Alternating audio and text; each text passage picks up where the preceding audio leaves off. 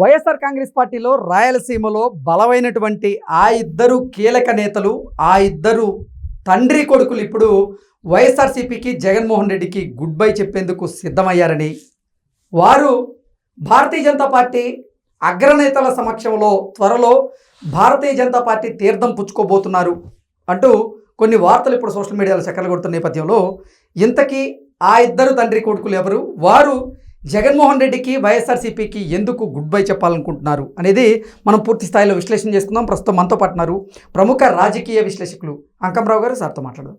Sir నమస్తే. Sir నమస్తే. వైఎస్ఆర్సీపీకి రాయలసీమలో పెద్ద దిగ్గా ఉంటూ వస్తుంది పెద్దిరెడ్డి రామచంద్రారెడ్డి కుటుంబం. పెద్దిరెడ్డి మిథున్ రెడ్డి మీద జగన్మోహన్ రెడ్డి ముఖ్యమంత్రిగా ఉన్న సమయంలో వైఎస్ఆర్సీపీ ప్రభుత్వ హయాంలో ఆయన భారీగా ఈ మద్యం కుంభకోణంలో అవకతవకలకు పాల్పడ్డాడంటూ ఆయన మీద ఆరోపణలు వస్తున్నటువంటి నేపథ్యంలో ఆ కేసుల నుంచి తప్పించుకునేందుకు ఇప్పుడు ఆయన భారతీయ జనతా పార్టీలో చేరేందుకు సిద్ధమయ్యారని, జగన్మోహన్ రెడ్డికి వైసీపీకి గుడ్ బై చెప్పడం ఖాయం అనేటువంటి సంకేతాలు అయితే బలంగా వినపడుతూ ఉన్నాయి. దీన్ని ఎలా చూడాలి సార్?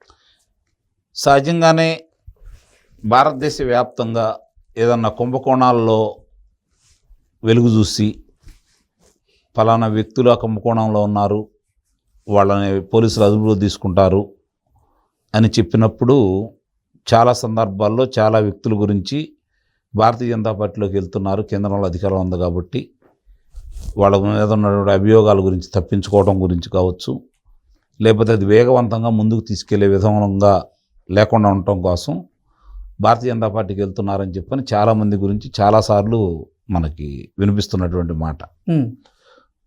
డీకే శివకుమార్ కూడా దీనికి అతీతుడేం కాదు. ఓకే, మామూలుగా ఇట్లా అంటే ఇలా చాలామంది గురించి వినిపిస్తున్నటువంటి మాట. ఇక్కడ కూటమి ప్రభుత్వం కేంద్రంలోనూ ఉంది, రాష్ట్రంలోనూ కూటమి ప్రభుత్వం ఉంది. పెద్దిరెడ్డి రామచంద్రారెడ్డి మీద, పెద్దిరెడ్డి మిథున్ రెడ్డి మీద చాలా అభియోగాలు ఉన్నాయి. ముఖ్యంగా ఈ మద్యానికి సంబంధించి వాళ్ళు 7 అంచెలు ఏర్పాటు చేసుకున్నారు. గ్రామ స్థాయి, మండల స్థాయి, నియోజకవర్గ స్థాయి, జిల్లా స్థాయి అధికారులు, కసిరెడ్డి రాజశేఖర్ రెడ్డి, మిథున్ రెడ్డి, చివరగా జగన్మోహన్ రెడ్డి.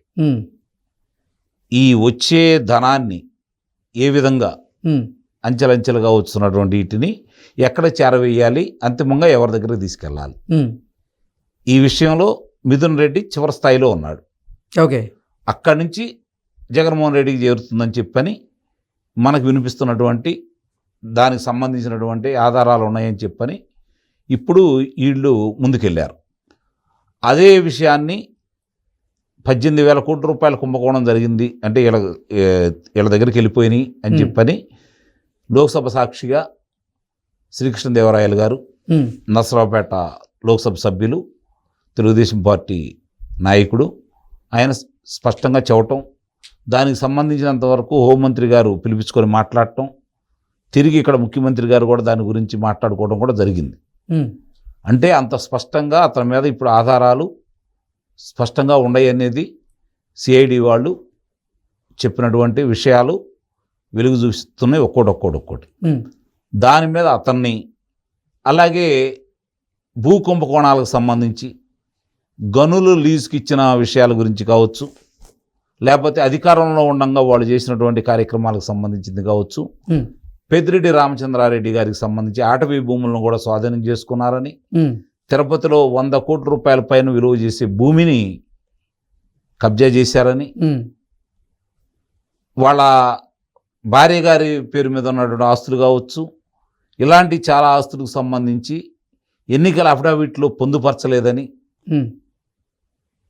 అతని మీద, పెద్దిరెడ్డి రామచంద్రారెడ్డి మీద అభియోగాలు ఉన్నాయి. ఇవన్నీ కూడా ఒక్కోటి వెలుగు చూపుతూ ఉన్నాయి. అవన్నీ ఇవాళ రేపో వాళ్ళ మీద చర్యలు తీసుకోబోతున్నారు. మదనపల్లిలో సంబంధించి, మదనపల్లిలో దస్త్రాలు తగలబెట్టిన విషయంలో ఇవన్నీ కూడా ఒక్కోటి అతని మీద అభియోగం. వాళ్ళ యొక్క అనుచరులకు సంబంధించి వాళ్ళే దీంట్లో ప్రధాన పాత్ర, అక్కడ ఉన్నటువంటి అధికారి, వీళ్ళందరూ కలిసి చేశారని చెప్పని ఒక్కొక్క అంశాలన్నీ బయటకు వస్తున్నాయి. ఈ బయటకు వస్తున్న నేపథ్యంలో నిస్సందేహంగా వాళ్ళని అదుపులో తీసుకుంటారు అని చెప్పని వీళ్ళు అధికారంలో వచ్చిన కానీ ఎదురు చూస్తున్నారు ప్రజలు. ఎందుకంటే ఏదైతే సిసోడియా గారు రెవెన్యూ శాఖకు సంబంధించిన ఆయన వెళ్ళి అక్కడ కూర్చొని ఫిర్యాదులు ఏమైనా ఉంటే ఇవ్వండి అన్నప్పుడు కొన్ని వేల మంది 2 రోజుల్లోనే కొన్ని వేల మంది ఇచ్చారు అతని మీద. మా భూములను ఇలా ఆక్రమించుకున్నారు, లేకపోతే మా భూములు ఇలా స్వాధీనం చేసుకున్నారు, మమ్మల్ని భయపెట్టి రాయించుకున్నారు, ఇట్లా రకరకాలుగా చూస్తే పెద్దిరెడ్డి రామచంద్రారెడ్డి మీద కొన్ని వేల అభియోగాలు వచ్చినాయి. రాష్ట్ర వ్యాప్తంగా 3,59,000 దరఖాస్తులు ఈ భూములకు సంబంధించినటువంటి లావాదేవీల మీద, అందుట్లో కొంత భూమి లేదంటే రాయించారని, కొంత భూమి పక్కాళ్ళకి ఇచ్చారని, ఇట్లా రకరకాలుగా సరిహద్దులు మార్చారని చెప్పని రకరకాల అభియోగాలన్నీ ఉండే వాళ్ళ మీద.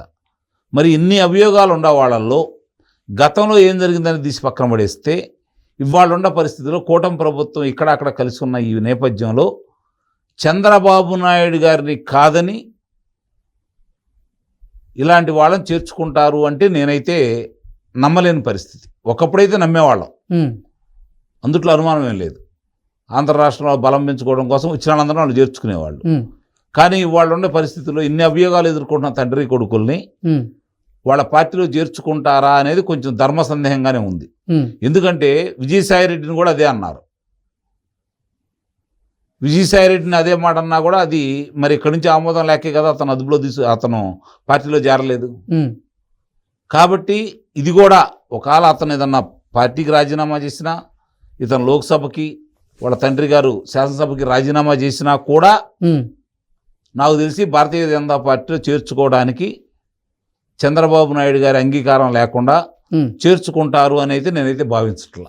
నిప్పులేందే పొగరాదంటారు. మరి పదే పదే ఈ తండ్రి కొడుకులు ఇప్పుడు జగన్మోహన్ రెడ్డికి వైఎస్ఆర్సీపీకి గుడ్ బై చెప్పడం ఖాయమని, భారతీయ జనతా పార్టీ పెద్దలతో వారు ఇప్పటికే లోపాయికారి ఒప్పందాలు చేసుకున్నారని, త్వరలోనే భారతీయ జనతా పార్టీలో చేరబోతున్నారని, దానికి సంబంధించినటువంటి ముహూర్తం కూడా ఖరారైందనేటువంటి వార్తలు అయితే వస్తూ ఉన్నాయి.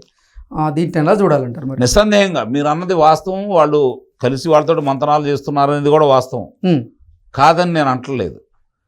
కానీ ఇదిగో ఇప్పుడు జరుగుతున్న పరిణామాలన్నీ మీకు చెప్పాను కదా, ఈ పరిణామాల దృష్ట్యా వాళ్ళు చేరెక్కి చంద్రబాబు నాయుడు గారి ఆమోదం కూడా వాళ్ళు కూడా కోరుతున్నారనేది కూడా వాస్తవం. ఓకే.